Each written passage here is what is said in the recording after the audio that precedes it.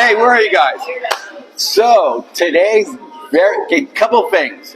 Facebook's being a butt, and I can't do landscape, so I'll fix it in post, okay? Got that. So, I'm here with my oldest, bestest friend, John Strednansky. Cheers. Hey. How you doing? What's up? Roast. And this is fun because the tables are turned.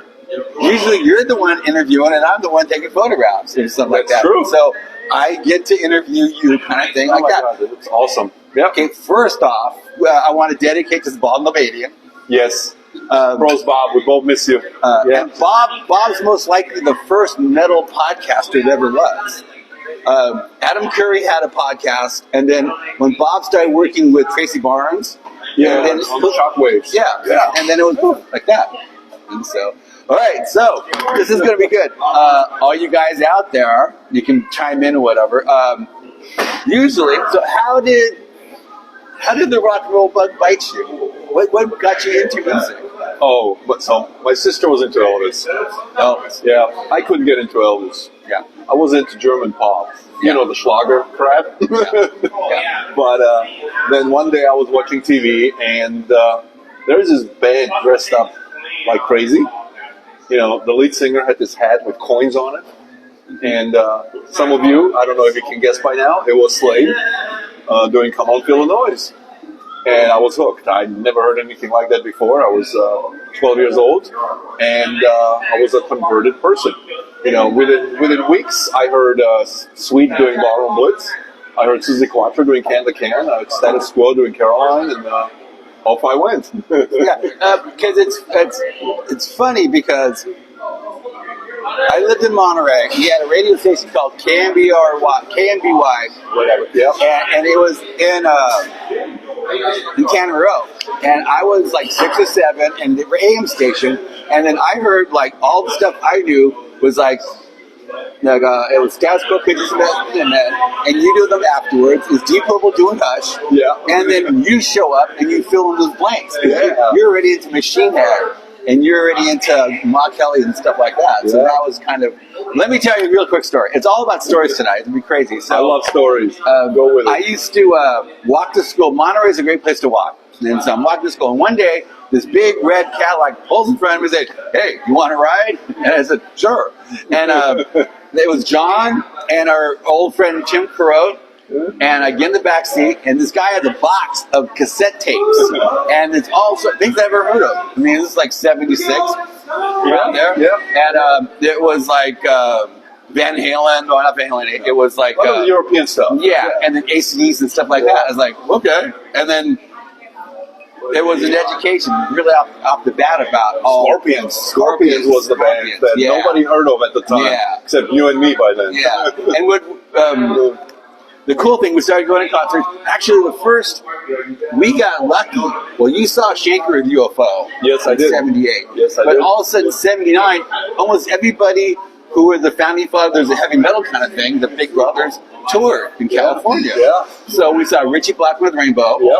Bon Scott and AC/DC. Yep. I mean, Lewis Nicole a bunch of times. Yeah. And then Nazareth to some clubs. And then, of course, that Dan the Green thing. Oh, Down the Green, that was legendary. I mean, we got to see such bands, and I loved it. That was back when we were still young.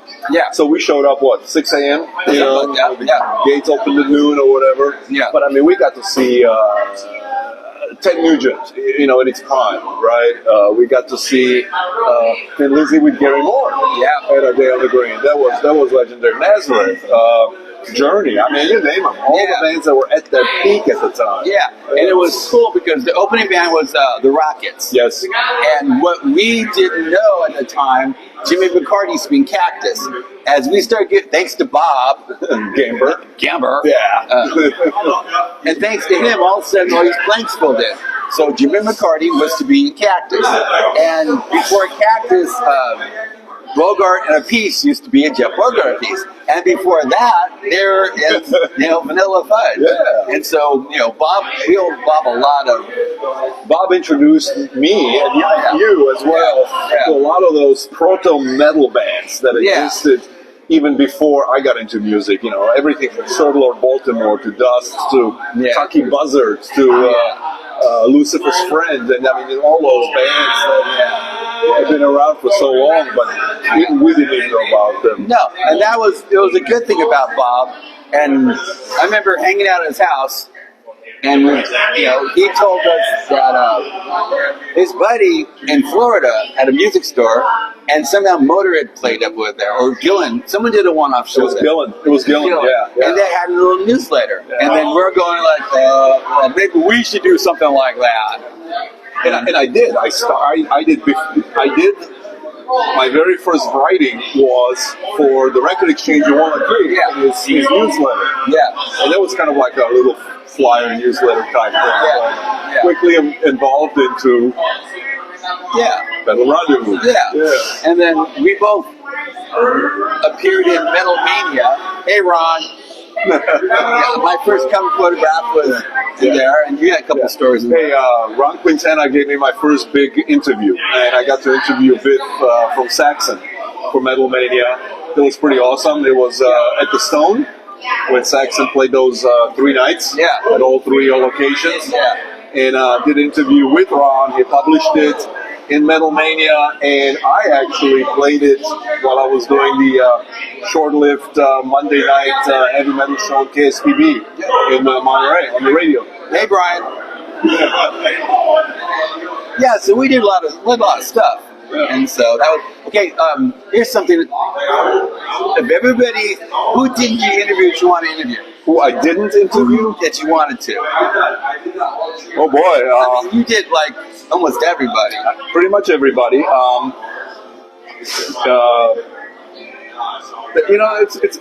think it would have been probably Bon Scott. That would have been a pretty fun interview to do, but that was kind of before our time. He passed away a little too early. Yeah. But that's somebody that I probably would have wanted to interview that I never did. Other than that, I mean, I've met and interviewed pretty much everybody.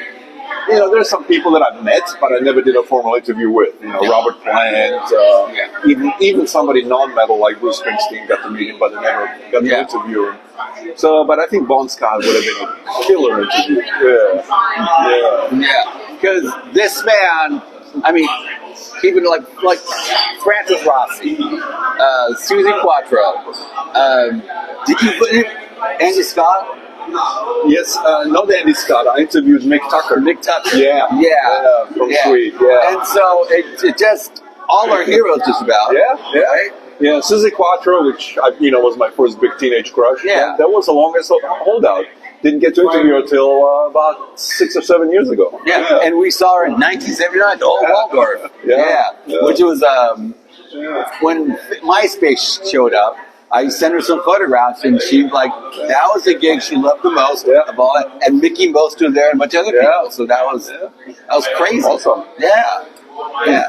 Okay, so I used to watch this guy interview people, and he had some questions. First of all, how did we come up with questions? How'd you prepare for an interview? Well, so I had 2 philosophies. One is, hey, should I prepare and get to know who I'm interviewing? And it shaped the interview in a certain way. Yes. But then there were some times when I decided I'm not gonna prepare at all, and it kind of it prompted me to ask questions that came up based on the answers that I was given for a previous question. And I really enjoyed those unprepared interviews almost more than the structured ones. Yeah. The structured ones tended to be a little more vanilla, kind of vanilla type stuff. The unstructured ones dug up some pretty cool stuff. Because we couldn't, it was so hard to find stuff. Let me tell you 2 things. There's 2 interviews. I think your very first big one with Glenn Hughes.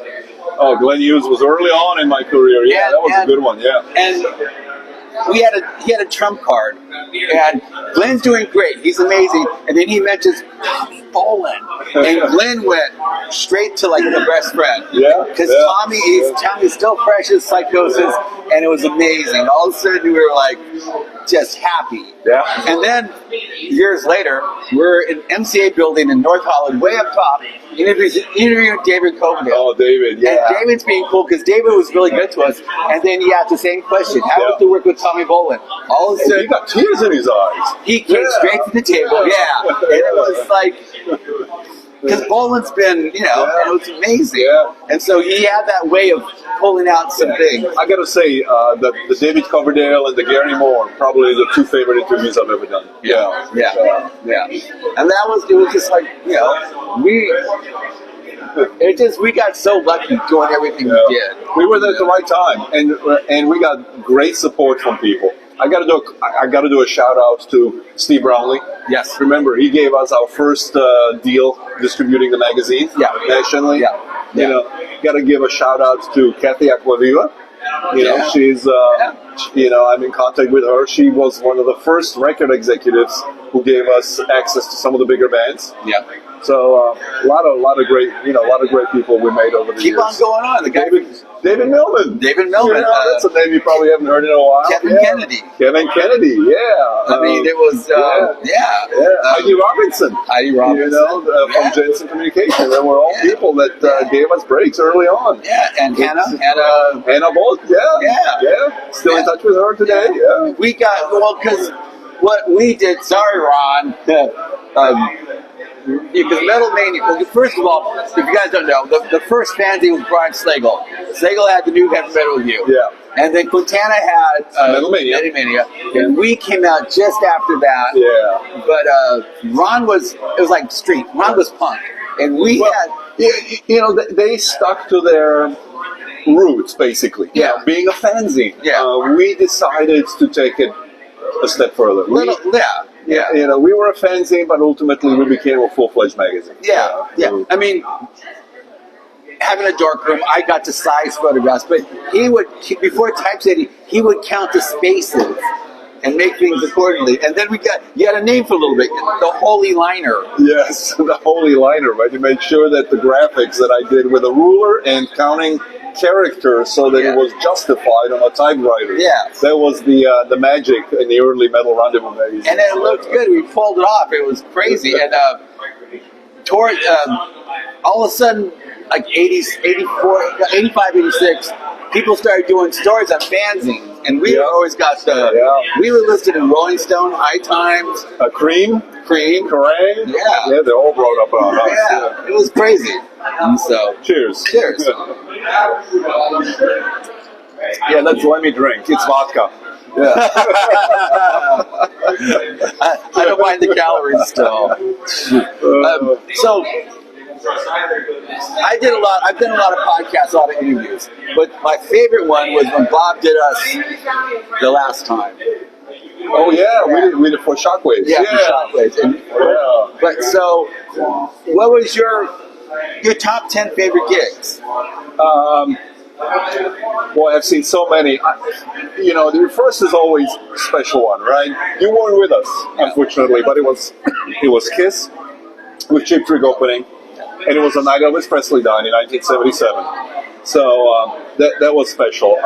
Obviously, the Day on the Green shows are legendary. Yeah. I got to say that 1985 Day on the Green with Metallica, you know, YNT, Rat, Yngwie Malmsteen, Victory.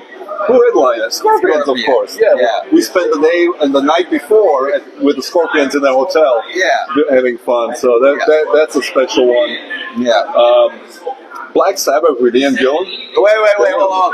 We got kicked out of backstage from Black Sabbath, okay? Who gets kicked out of backstage? It was one of those. So we were supposed to interview Ian Gillan. Yeah. I had to wait till 1998 to interview Ian Gillan. Yeah. I mean, but we were supposed to interview him, and it just wasn't coming together.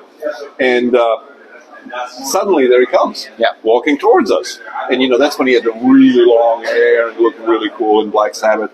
And I just asked him, hey, can I at least take a picture and say hi? And he agreed. Yeah. But Ron manager didn't like that. Yeah. He got pissed off and he threw us out. So. Yeah, that's funny. And then he turned around, are you going to shoot the show? It's like, okay. Yeah, that was crazy. But that was a great show. Yeah. See, mine are more or less the first Metallica show with Cliff. Oh yeah, well, the Metallica shows are legendary too. Yeah, absolutely. Oh, hold on. So the second time they played the Bay Area at the old Waldorf, somebody wrote the set list and introduced them. Yep. No, it was at the Stone. At the Stone? It was at the Stone. It was the first show when they come and they came by Monterey to pick me up. But the second show you went to seven. Yes. Yes. You're You have absolutely that right. photograph. I do, yeah. I did a gallery show in London. You had that photograph. So that's Yeah. okay. We had a thing in Metal Rendezvous. If we didn't like it, we wouldn't talk about you. We wouldn't slag you any pity. But you did one slag. I did a couple slags. It was one word or 2 word slag about some. I usually. Should I reveal a secret about? Yes, go ahead. Okay, so if you ever read anything that Greg Wellington wrote, that was me. And usually when I had not so favorable stuff to do, I usually did it under Greg Wellington name. Later on, I did a bad review when I worked for Metal Hammer a short time after Metal Rendezvous. I did a bad review on the band. They played what were they called? They had a bass player that really picked kind of funky. I don't even know what they were called. But anyway, I was told once they came out that I'm never allowed at one of their concerts. It was a proud moment. Yeah. Yeah.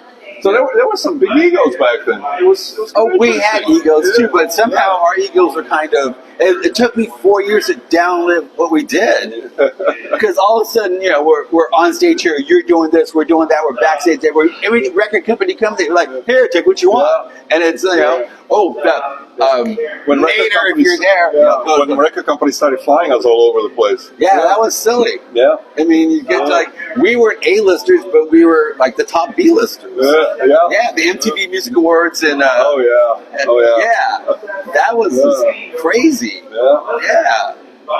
Wow. And then wait. So this guy's a taskmaster. We would fly to LA, and it would be gig after gig after gig after gig.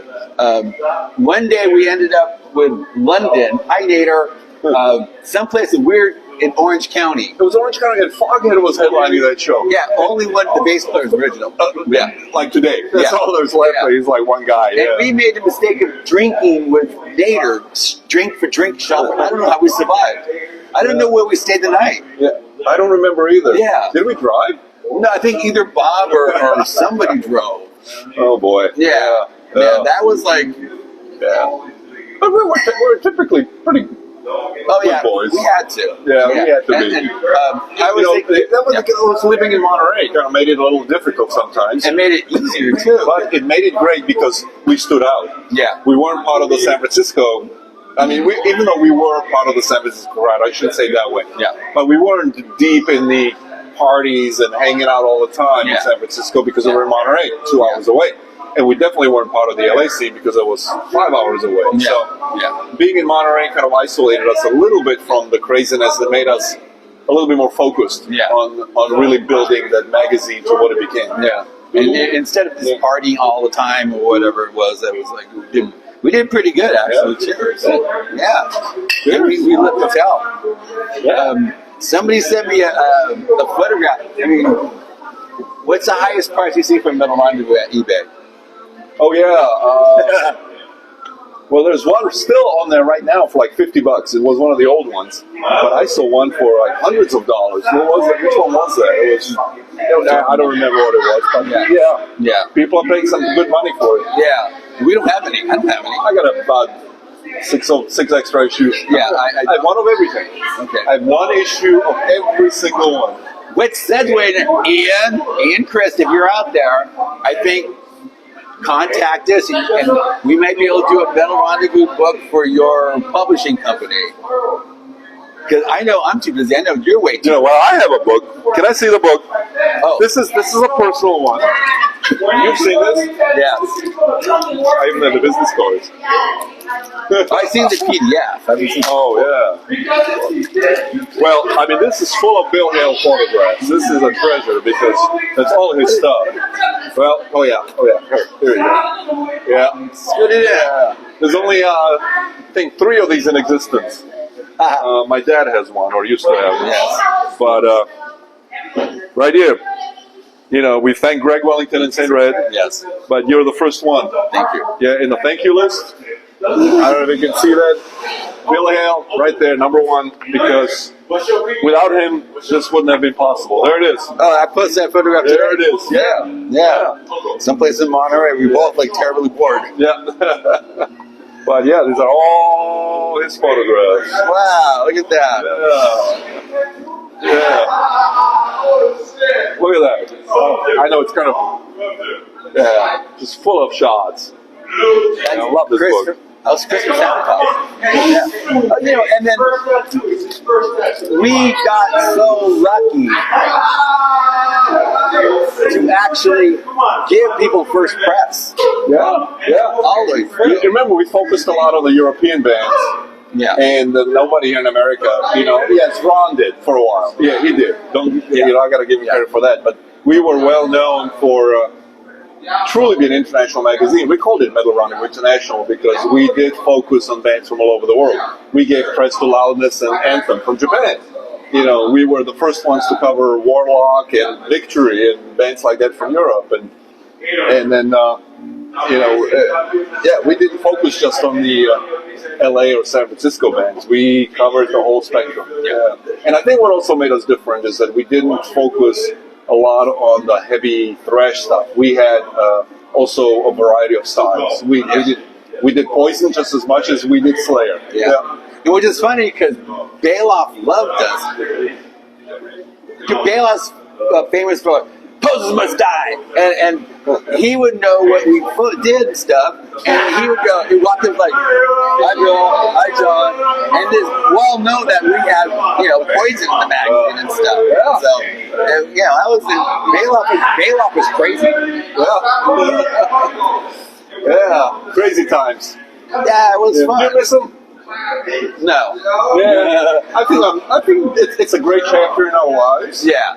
And I'm so happy we've done it. I'm so happy I've done it with you, because that was special. I miss some of the people that have helped us along the way, that we've lost along the way. Yes. We've already mentioned Bob Nalbadian. We lost Tim Corot, really one of our founding members. We lost him. We lost Hans Kurstra, our Dutch correspondent. It's sad. So we've lost some people, and that's what I miss. Yeah. But as far as the times, it's something we've done, and we've done well. Yeah, and, we were amazing, and we got to a point where we're very professional. We needed to be. There's a bunch of stories. Before I lost my train of thought, but there was. Towards the end of the 80s, I don't know if you were. I was so burnt out. I was really burnt out. Yeah. He got to stay home on the phone. And you can't phone in your photographs. So I think it was like November '89. I walked into the office. Office. Yeah, John brought this up yesterday, or Sunday we talked about it. We would have our office hours on Tuesday night, which is right now. And first it started off, we were watch Remington Steele. Yeah, exactly. Yeah. And then it switched to Moonlighting. And then it just naturally it was always Tuesday. And in between we talked about what are we going to do next for Metal Rendezvous. Yeah. And drank, of course. Yeah. And then I waddled home. Wait. Okay. Hi, Bill. Bill, say Bill. Now, hey, Bill. We have to talk about Bill. He's the middle of us because Bill Lude was with me at that Kiss concert that I mentioned earlier, the very first show that I've ever been to. Next month, when I turn 63, all three of us will be 63 for 5 days. Yeah, until he's turned 64. But Bill's my biggest grounding force. Oh, Bill is awesome. No matter what I do, he always goes. So, hello, Bill. How's your retirement going? We're kind of jealous about that. Yeah. Yes. We talked about the funny thing about joining you, Bill, in the retirement world. Yeah. And then so it was like November '89, and I come to the office, and John goes, "Here, you got to read this. This is his letter." Really? Yeah. I don't remember what. But you'll love it. This is how I knew we did something amazing. So there's this letter inside a letter. So and then open it up. There's a photograph of a little boy or a teenager in Red Square. Oh yeah! Yes. Oh my And this God! Little guy, well, he's a teenager guy. He had puffy little hair, little single-studded wristband with our Joro cover in his jacket. And if you look at it, he bought it in the black market because it somehow was had Deutschmark sticker on it. Wow! And the letter. No, you finish it. No, I don't. And the letter going like, I can get put in jail for this. Oh, that's right. Because he had to I forgot about all. He had to send it to his friend to send it to us. But what was I was really burnt out, and all of a sudden this letter, this little guy in red square, it's like we touched somebody around the world. It's like he risked his life for it. When I thought we made it is when Sabina Clausen from Holy Moses, hey Sabina, asked me to interview me for her Mosh TV show, and then asked me to manage the band here in the U.S. And I was part of her family and working with her record label, and then I get a letter, similar to yours. You know from who? Joe Bouchard, Blue Oyster Cult, right? And he asked if I needed a producer for the next Holy Moses album. Wow. And speaking about Holy Moses, somebody was at the Berlin Wall when it came down. Well, I was where? At the Berlin Wall when it came down. It was total coincidence. Holy Moses was scheduled to play a show in Berlin. It was November 1989. And I made a decision early on to fly out to meet up with them. And like 3 days before the show, the wall came down. So I was in Berlin at the time, knocked out my own piece on the wall, and being born behind the Iron Curtain, it was a very, very special time for me. So it's awesome. Yeah. That's it. We won't get into too many other details, but that's we got lucky, and that's one of them. And so that's two special moments. That we knew we did something. And now we're here in beautiful Honolulu. Yeah. Of course, he's here. Yeah, but it's fine. It's Hey, I'm missing the freeze in Dallas, so I'm happy to be here. This is the first time in 20. I haven't seen this guy since I think my wedding. Your wedding, and my beautiful wife's here somewhere. Wait. So you guys were married when you were living in South Carolina? No. We got married while we were in South Carolina. But you did, yeah. I remember flying. I don't remember when you came out. Did you come out in? I don't remember. Because we got married in the fall of 2000. Yeah. No, I think it came out the summer of 2000. Yeah, because Brian Cox, wherever you are, he goes like, you told him, and he told me, Kiss is playing with Ted Nugent. Yeah, and I go, okay, I'll go. And then he got sick, and so he gave me the keys to his car. He's like, just go that way. And we get there, and we saw Terrible Ted. And he that was Ted when it was about the tail end of when he still sounded good. Yeah, well, I think he had Marco Mendoza playing bass. Yeah, he did. I forgot who was playing drums. I don't remember. He just talked all night. But Ted was good to us because he wrote. We had a thing called Right to Rock. Yeah, it was an editorial that we actually allowed a musician to speak their mind. We had no limit on what the subject matter was. We made them choose the subject matter, and we called it the Right to Rock. And Ted Nugent did this thing about the PMRC and censorship and all that. So it was pretty cool. We had Ron Keel did one. Yes. Regent Sinclair did one. Yes. A bunch of other people did one. I don't remember who all did it, but it was a great little. It was a one pager, and some people got pretty direct with their opinions, which was awesome. It was cool. Yeah. What's your favorite MRV cover? Probably Armored Saint one. Ooh. Yeah, I've told Joey that and John Bush and those guys. That was really it's a great cover. It was a good selling issue as well. I have a soft spot for the Dora Pesh cover, of course. So get this. So he had a list of things for me to do. So I flew to LA by myself. The first night I flew in, Julie Chrysler picks me up from I forgot what it was, and we go straight to the country club, and that was Anthem's big night there. And so in the morning I had to get up and take a cab to this condo place at pick up White Lion, when they were recording Pride. And from there, I had to get... You know, I just got an email from Mike Tram earlier cool. today. We're in touch. Yeah, but anyway, continue. And then I had to go to Hollywood to have lunch with Pete Way. Well, that was kind of cool. And then I had to go from there to Lion's Share Studio, where Armistead was mixing...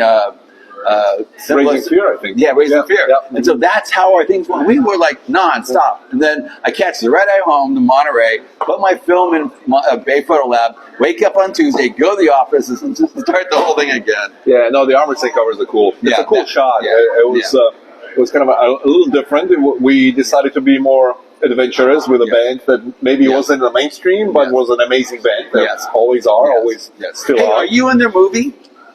Not in their movie. No. Wait, Joey. We did so much for the band. Yeah. We did covers and always there for you. And, at least Bob's in the movies. Yeah. No, and then I went to LA with intent. They're going to be covered. And so I had to make sure I had plenty of space for a wall so we can put Metal Rendezvous. Because Eddie Cho would give me heck sometimes. How are we going to do this? Yeah. That was amazing. Speaking of movies, I gotta make a plug for Bay Area Godfathers. Oh, no, please go ahead. Yeah, so we mentioned Bob Nalbadian, who we lost exactly a year ago. Rest in peace, Bob. But he's well known not just for his Shockwaves podcast, but also for his movies that he did about the metal scene in LA. And of course, he and I worked together very closely on doing the Bay Area Godfathers, which focused on the San Francisco scene. And if you haven't seen it, please watch it. It's on Apple TV. It's on Netflix. It's on maybe not on Netflix, but it's on many of the shows.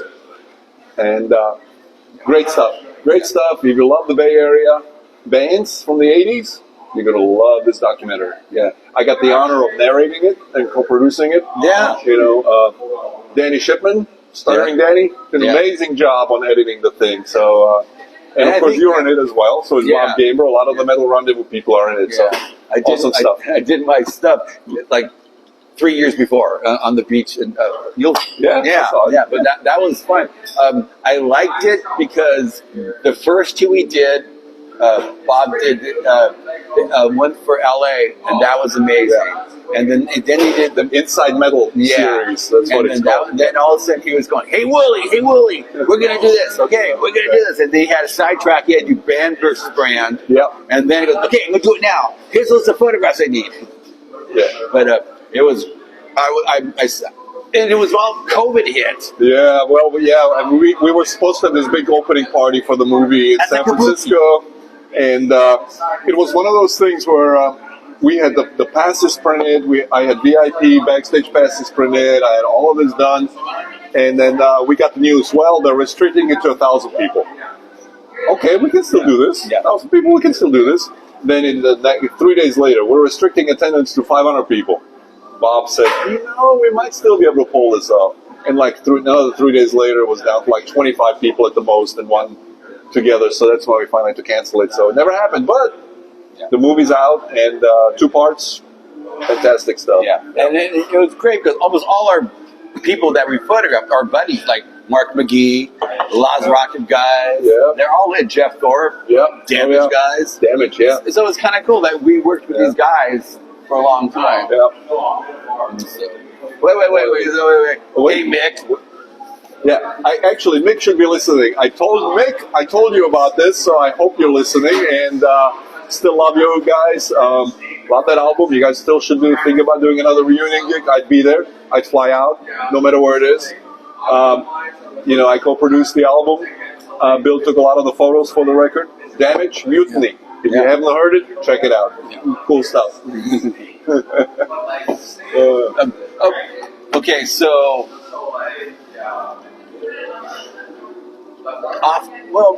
digressing for our childhood.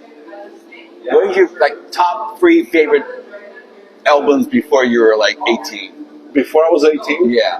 Somebody once wrote, and I don't remember where I read this, that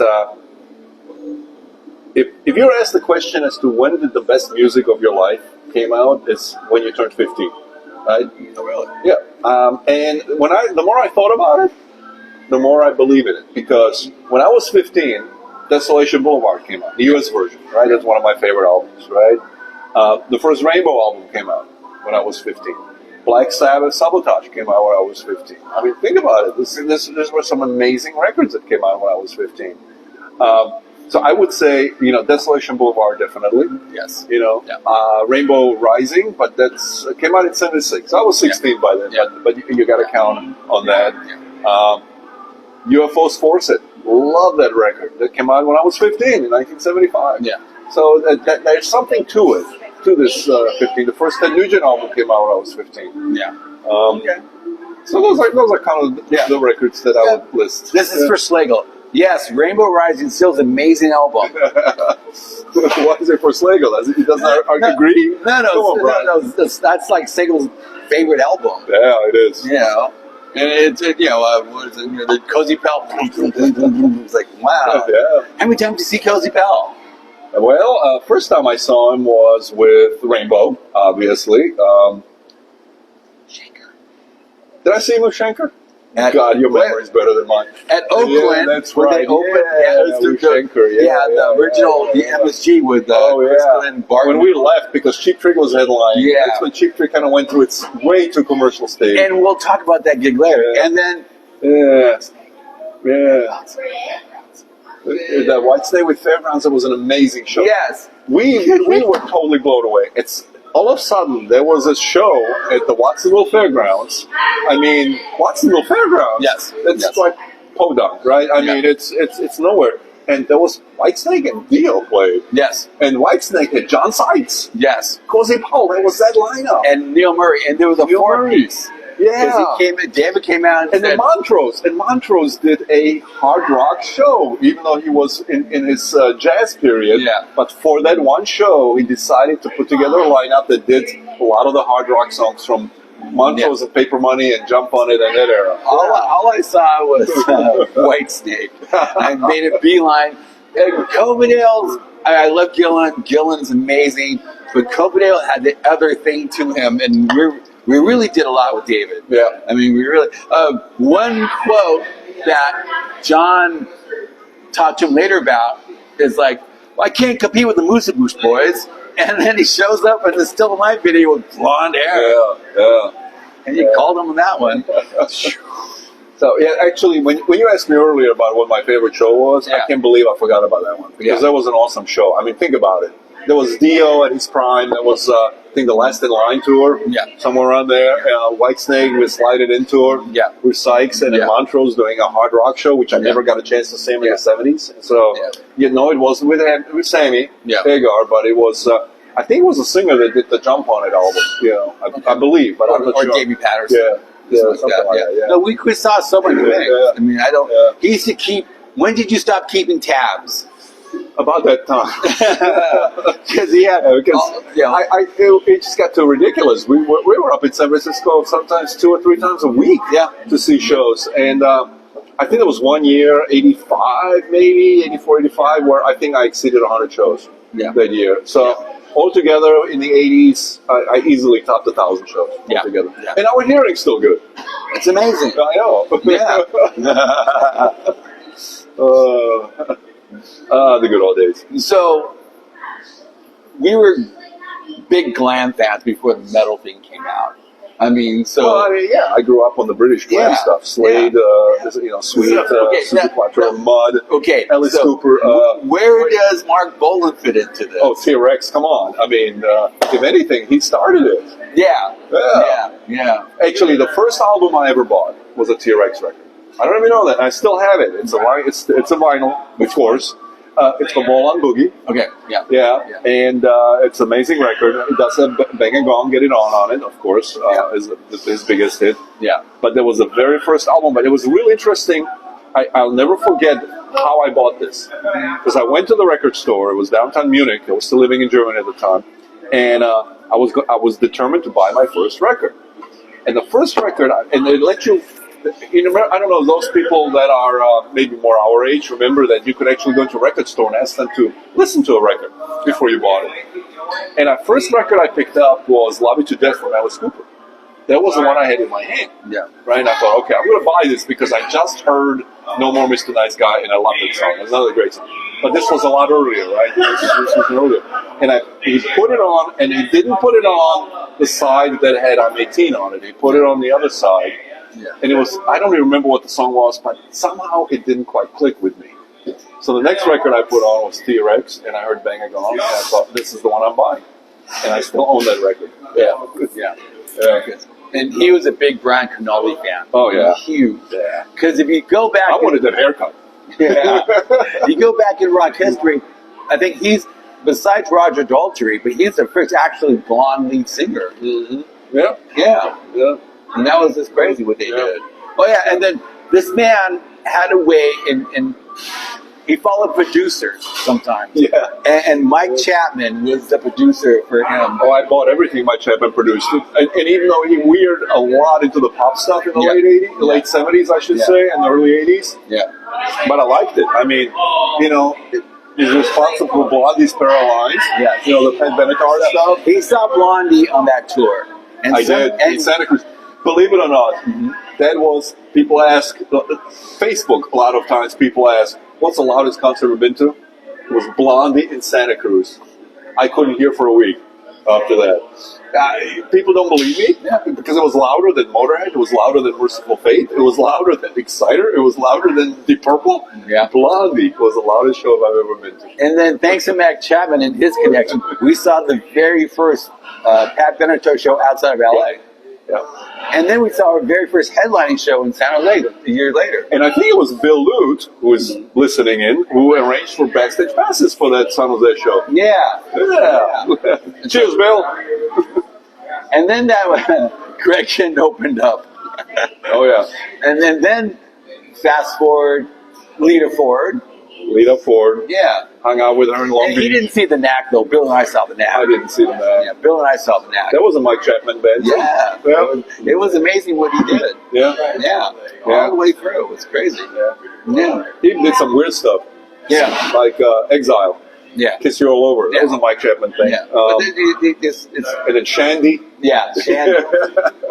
Yeah. 1979, a bunch of weird Suzanne Next, Alan Felly, bunch of CBS records that came out. It was just like, and we bought them all. No, that's another great story. How, I was going to college in Monterey, 79, 80, and then you and I connected after class and decided, all right, what are we doing today? Let's drive up to San Jose and look for records.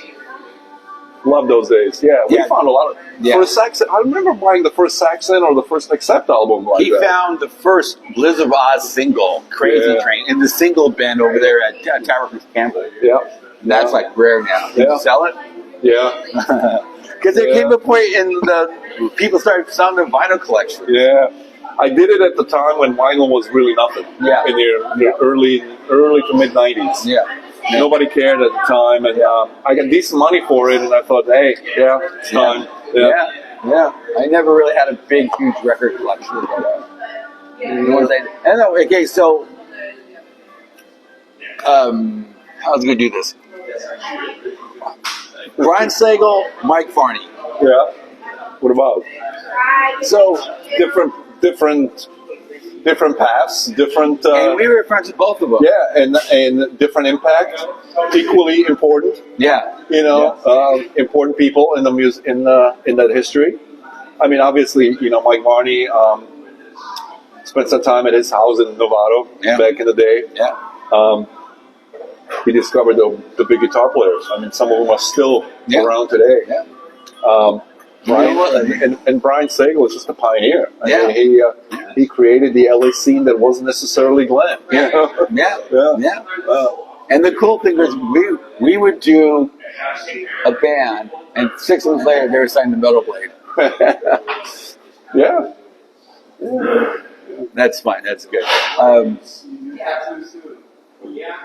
There's so I don't know if you knew this, but Cliff and I were at odds for a while. Oh, I didn't know that. Yeah, Cliff and I, well, just between and Cliff, we're like, before the second Ride the Lightning tour in Europe, Cliff came to me and said, hey, Bill, go to Europe with me. I said, I can't go to Europe. I got a magazine to run. I said, come on, just drop everything, go to Europe. And I didn't. And so it went for a year and a half of him. Just if I'm photographing, he checks me or pushes me or like that. I got to a point where like I saw him coming in, and I just had to go the other direction. And so King Diamond, Megadeth opened for King Diamond at the Stone. Wow. Oh, you got a better memory than me. And so I'm Keith, their manager, Dave's manager, comes up to me. You got any drugs? No. Good. Go in. And I said, John's cool too. He doesn't do any drugs. So I'm photographing them, and I get done, and I see Cliff. And I told the guy, don't let Cliff back here yet. And so we go to talk to Oli Bang and the guys from King Diamond. That's right. I have a picture. Yeah, And so Cliff comes over, gives me a big old bear hug. Like, how you doing, girl? I'm good to see you. And then Cliff reluctantly took a picture with you. And then this is the first time Dave and Cliff talked since Dave got fired. It was amazing. I took one shot. I didn't want to ruin the moment. And the way home, I told John, Cliff was in a good mood today. And then 2 weeks later, he was gone. I know. And then the horrible thing is, 2 weeks after that, Dave opened for Motorhead. Yeah. And that's when James went to the dark edge. Yeah. And sorry, Lars, I can tell the story. Laurie hurt his toe, and like, I hurt my toe. I was like, well, you remember things I don't recall. It's awesome to hear it though. Yeah. And how many records were you thanked on? Some big ones too. Yeah. Actually, I just found out today I'm thanked on an album that just came out last week. Oh. Overlord. Awaken the Fury, a band from New Jersey. Yeah. Mark Edwards. We've supported him back in the day. Yeah. As a new record out, it's awesome. I mean, if you love Judas Priest and that kind of American metal, like Vicious Rumors and those kind of bands, and you mix in kind of the British Judas Priest style, that's what you're going to get. So pick up that record. I highly recommend it. And Mark just texted me that, I'm thanked on that album, together with Beth Gustafson. Hey, Beth. Yeah, she's also thanked on that record. So pick it up. Yeah. Okay, there's another zinger. But yeah, I think the first record I got thanked of was Crisis from Portland, Oregon. Right. Yeah. And then Culprit, Guilty as Charged. And then you thanked on White Line Pride. White Line Pride, Riot's Thundersteel, Doro Pesci's first solo album. Yeah. I mean, there's lots. Kind of that's good. All the most recent Accept albums, because I became really good friends with Accept and Gabi and those people. Yeah. So Ready for this one? Your top 4 status quo tracks. My top 4 what? Status quo tracks. Okay, you're Hold on. I mean, obviously Caroline, because I got a sweet spot for that song. Yeah. But Backwater, Rain, and Backwater, Rain. Well, there's so many good ones. Yes, so many good ones. Believe it or not, this might surprise you. Too Far Gone. Okay. Too Far Gone from Rockin' All Over the World. No. Yeah. I agree with Rain. Well, yeah. Yeah, Caroline's amazing too. Yeah. And Backwater, come on. No, Backwater. I mean, the Core album is the heaviest record. Mine's like 45 times or whatever. Well, that's a classic. Yeah. And down, deeper and down. Yeah. That's fine. Because he was a huge Status Quo fan.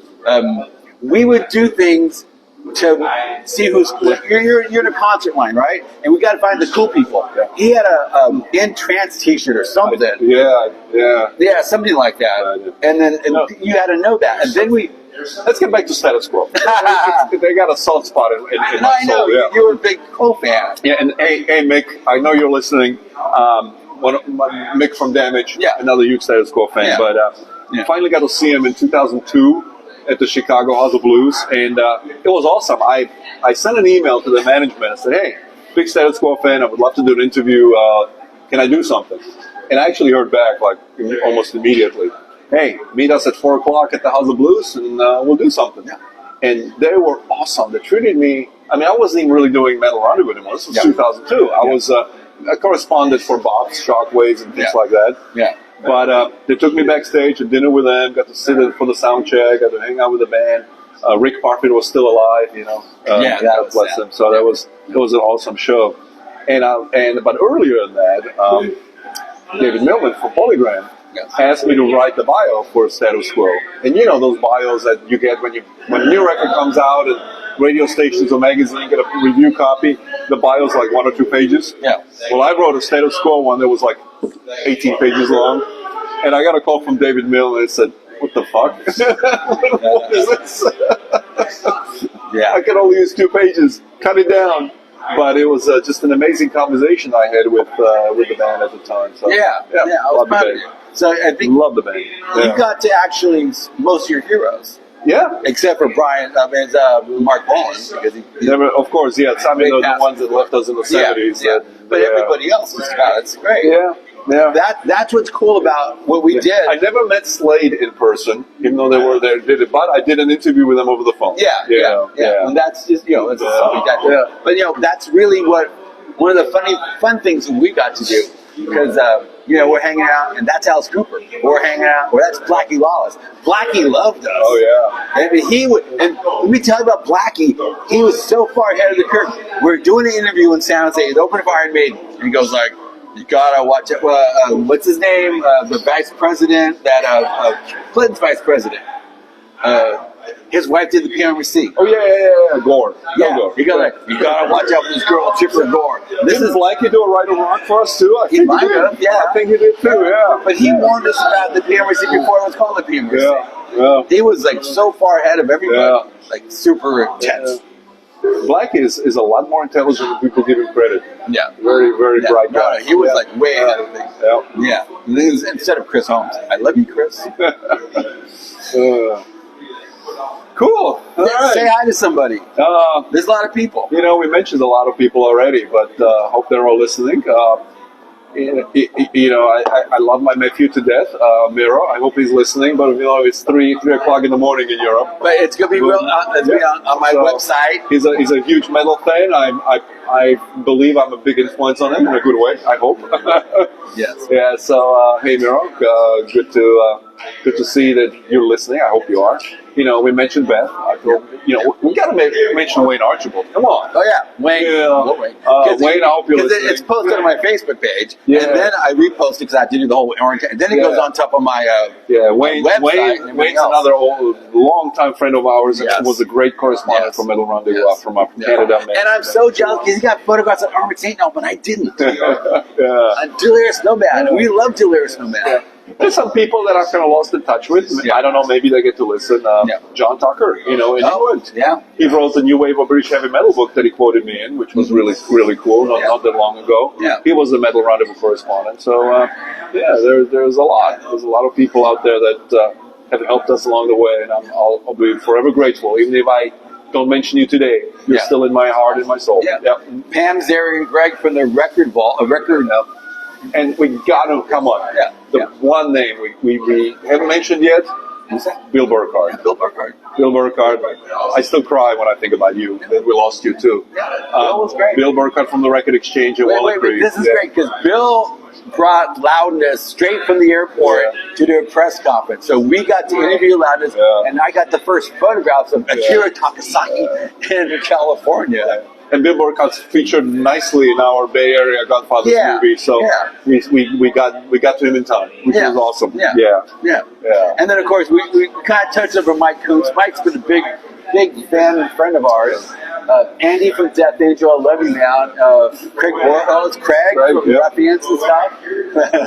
Mark McGee. We also got to mention Mike Hunt from Recycle Records in Monterey.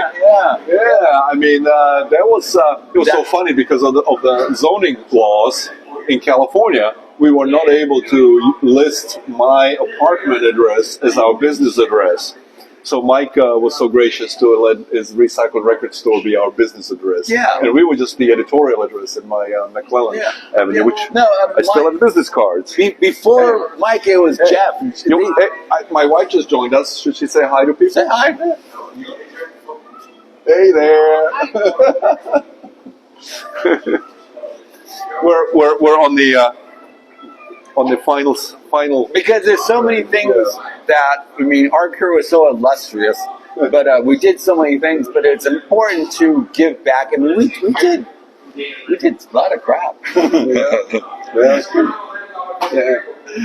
I've done a lot of shit. Yeah, Done exactly. shit. But like I said, I remember walking into the office like end of '89. I was really burned out, and I think we both kind of gracefully bowed out almost. Yeah. I mean, the Megadeth cover, which ironically was the only cover you shoot. It was Frank White. Hello, Yeah, Frank. yeah, it was a great cover. That was good. But it was our last issue. Yeah. And, after that, I was lucky that I was picked up by both Metal Hammer and Headbangers Ball had a magazine for a while. Yeah. And Foundations, Foundations magazine gave me a break too. So, Yeah. so I continued writing for quite some time. Who's the guy from Foundations? What's his name? Bob. Because Bob's they ripped our format off. Yeah.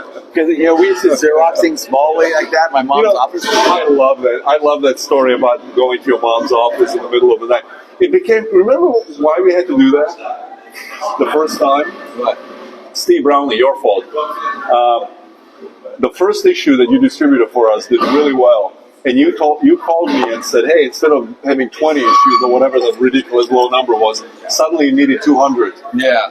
Yeah. And we said, "How in the world are we going to do this?" We did an assembly line. We had to figure out how to Xerox and then turn it around and do that, and then and then staple the goddamn thing. And we had the Sentinel stapler.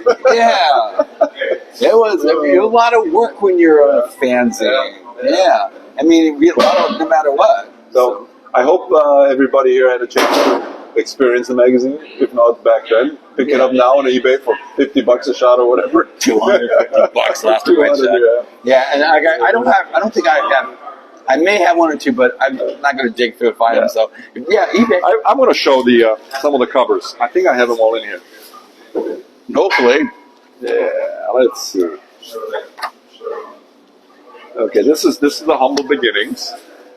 Yeah, the Humble Beginnings. There you go. Yeah. Then we continued. Wait. You know how much I sold that photograph for? How much? $2,000. Awesome. I made 3 copies. Yeah. Sent one to Kerrang. They lost it, and he has the only one left. There's the Mark Real, Udo. And there's Bill. Look at him. Look at him back then. Right there. Look at him. Yeah. And there's Wayne. There's Beth. And a lot of our people are in here. And then let's see. Day on the Green pictures. And then things got real interesting and better right there. That's an amazing Wolf Hoffman shot. Yeah. Hello, Wolf. Yeah. Taken in Mountain View. Yeah. And I know I have one more page like that. Here we go. The Iron Maiden, they sent me to friggin' Miami. They lost my luggage. That's right. It was just crazy. But I had one camera and a flash. It kind of worked. So, and I could swear I have. that's probably the last one. But There we go. There we go. And Gary Moore and Doro. Doro's on the rooftop someplace. And we started photographing at Sunset Marquee before Ross Halford did. Suck it, Ross. Thank you. Hey, no, this is awesome. Thank you for having me. Thank you for flying in. I haven't seen him in 20 years, and miss you, buddy. Yeah. Well, before you leave, what are you wearing? Bayern Munich jersey. This man, My team. This man's been a supporter of Bayern Munich for how long? You know, Franz Beckenbauer died last week. Yes. Still struggling with that, but we're losing a lot of people. So, my message to everybody: live every day. Yes. You know, to your fullest. Yes. Yep. You never know. I have to tell he used to get a magazine called Kicker. I think it's still out there. And I guess we saw some documentary or something about the 72 World Cup when they went to 74, right? 74, Yeah. Beckenbauer had a pass to Gerd Müller that scored a goal, but Beckenbauer was pissed off because it was 2 centimeters off or something. And like, how German can you get? It's just like, anyway. Yeah. Anyway, thanks. Okay. Yeah. Love you, buddy. Yeah. All right, so from Proof in the other side of Chinatown, the Veritime. If you guys get a chance, come to Proof. It's amazing. It's all hold up, raise the yay! Sorry about the orientation. I'm going to fix it in post. It's great. Thank you, John. I love you. You're my brother. Oh, and I got to say, our parents were big supporters of us. They were. It was amazing. You have two sets of parents that let you do what you wanted to do. And they, you know, of course, they worried about us a little bit, but they knew we would be okay. Yeah. So all you guys out there, let your kids do what they want to do. All right. Cheers. Love you guys. Aloha.